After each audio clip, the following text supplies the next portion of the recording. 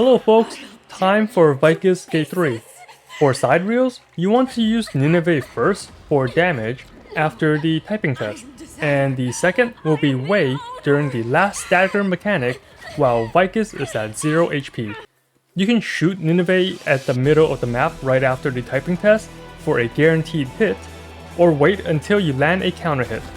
You can also wait for one of Vykas' attack patterns that keep her still. For items, you want time stop potions to make the first stagger check much easier, sleep bombs to stop charmed allies from attacking you, and stagger grenades to help with the last stagger check. And after you sleep a charmed ally, make sure to auto attack them a few times to wake them up faster.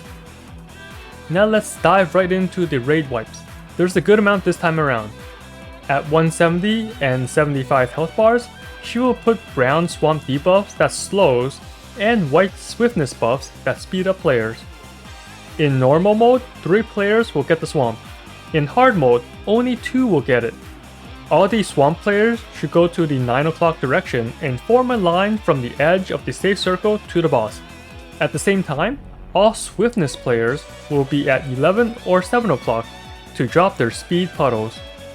After you see the puddles drop, go to the far left edge of the slow brown puddle to get the slow debuff before Vykas lures you towards her. If you don't get the slow debuff, or if you drop a speed buff along the 9 o'clock line, then you will most likely die. Do not panic and take this slow. There's plenty of time to get to the correct spot after dropping the puddle. And you do not even need to use your dash. Just be consistent since this raid wipe happens twice each fight. Now we have the sword and clone mechanic at 150 health bars. But first, let me explain the lust meter above your head. When at 0 meters, you'll do 0 damage to Vykas, but you will still do stagger damage. This is only important at the final part of the fight. When your bar is pink and below the white line, you are in your normal state. The meter turns red when above the white line. At this lust level, you do extra damage, but also take extra incoming damage. And when you have max lust, you'll get charmed and start attacking your teammates. If you do get max, then keep pinging your location to let teammates know where to throw sleep grenades. Your lust meter goes up a little every time you get hit by Vykas, and goes up a lot if you touch the purple puddles or be next to a player with the purple aura. Players will poop purple puddles in a couple seconds after getting the icon under their feet. And they get a purple aura by getting hit by Vykas' bullets during her teleport attack. Now back to the sword and clone mechanic, which involves the lust meter. At 150 HP, Vykas will disappear and everyone should gather in the middle. Players with pink lust will see Vykas clones around the clock positions. Players with red lust will see swords. Make sure to have at least one player in each lust range. All sword players will need to ping the locations they see swords. Meanwhile, the players that see clones will wait until one of those pings overlap with a clone. When you see a match, go to that clone spot and everyone else should follow. That will be the safe spot for this mechanic. Only the sword player should ping to keep this less chaotic. Also, the north and south sword spots might be slightly off your screen, so watch out for that. At 135 health bars, you will have the infamous Booba typing test. When you see a text message at the bottom of your screen, go north and pop the yellow orb at 12 o'clock. It does take a second to channel the orb, and when moving north, avoid the falling red puddles that drop.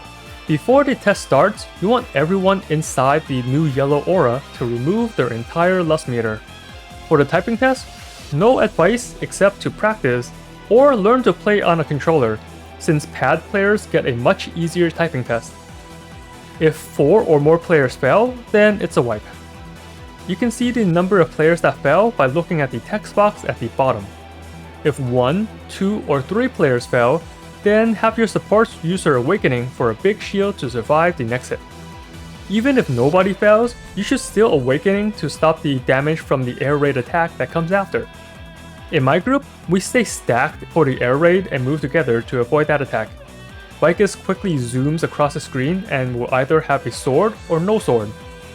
If you see a sword, then move away from her flight line. If she has no swords, then stay still. You'll need to be quick to react.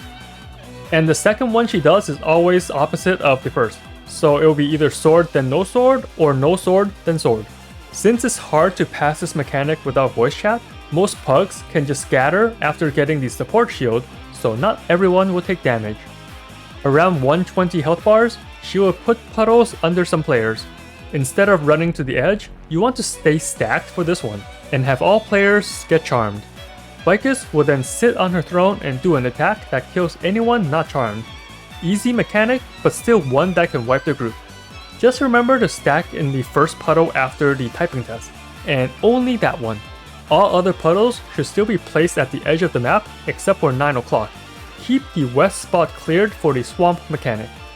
Around 102 health bars, Vykas will teleport to the middle and cast an AoE, then do a stagger check. During this, everyone should go to 3 o'clock and activate the yellow orb. Wait until your lust meter is at 0 and for the AoE to explode, then go in to pass the stagger check. Don't use your skills too early, her stagger bar takes a while to appear. Immediately after the stagger gauge is broken, everyone needs to use a time stop potion to prevent the one-shot attack from her adds. The proper way to pass this without a time stop potion is to send 2 players with lust meter to kill the north and south add, but everyone just uses the time stop anyway in normal and hard mode since it's much easier this way. At 55 health bars, she summons 8 tentacles around the map and keeps shooting out lust orbs. Your goal is to destroy all the tentacles in time, but you can only damage them while in red lust. During this phase, your lust meter also drains, so you need to keep touching orbs to get more, but don't grab too many orbs or you will get charmed. That's the hard part, keeping a balance of lust while killing tentacles at the same time. You should assign players to specific targets or a general area to make this a little easier. At 40 health bars, we get a mechanic only for hard mode. 4 orbs will spawn in the 4 diagonal corners. One player needs to soak each orb before it reaches the center, and spam the spacebar to free themselves. You do need to push space pretty fast. Here's how much lust an orb increases, so you can still grab one if your lust is a little in the red. Now for the final stretch. At 2 health bars, Vykas will go into her final phase, where you need to break her last stagger gauge. A little before that, around 4 or 5 health bars, activate the yellow orb at 9 o'clock and gather everyone to reset the lust meter. These yellow orbs disappear after her cutscene, so use them before that.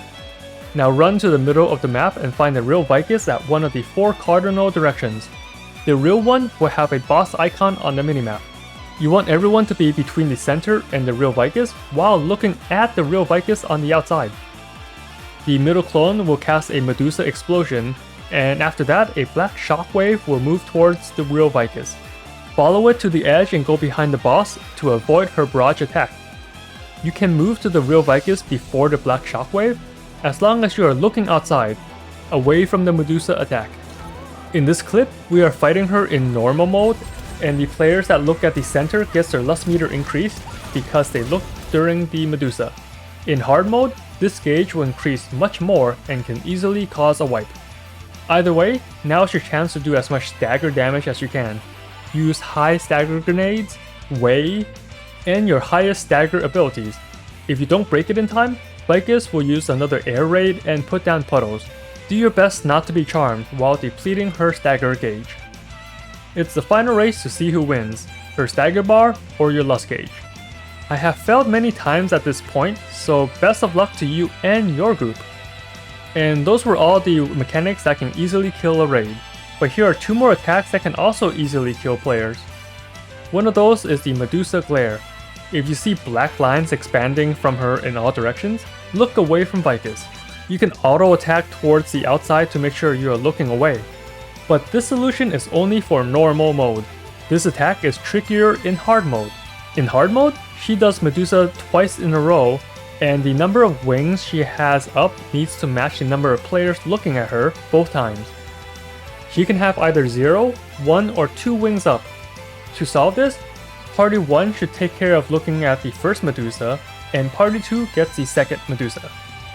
Use player order 1 through 4 to determine which players are looking. For example, if she has 1 wing up, then player 1 looks at Vykas while the other 3 looks away. If 2 wings are up, then both players 1 and 2 will be looking.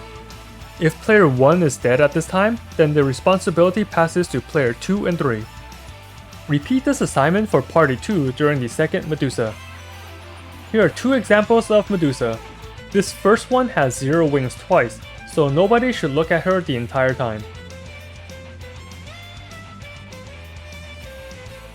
And in this example, she raises 1 wing both times. So player 1 from party 1 looks at her the first time, and player 1 from party 2 looks at her for the second Medusa. If you fail, then the eye will open on the ground and do a lot of damage to the party, most likely killing the run. Finally, we have the ghost attacks, where she summons slow-moving enemies that travel in a straight line. Only players with red lust can see them, so make sure at least one player has lust. The red lust player should ping where they are going and the safe spots. The pink lust players cannot see these ghosts, but will probably die if they touch them. Just keep close to your ghost guides, and this attack should not be a problem. And that's it for the dangerous attack patterns from Vykas Gate 3. If you need reminders for Gate 1 or 2, then check out my speed guides for those in my channel. If these guides are helpful, then please leave a like and comment below. YouTube is pretty stingy with their algorithm, so just clicking on that thumbs up icon below helps a lot. Once again, hope this helps you slay another Legion commander, and thanks for watching.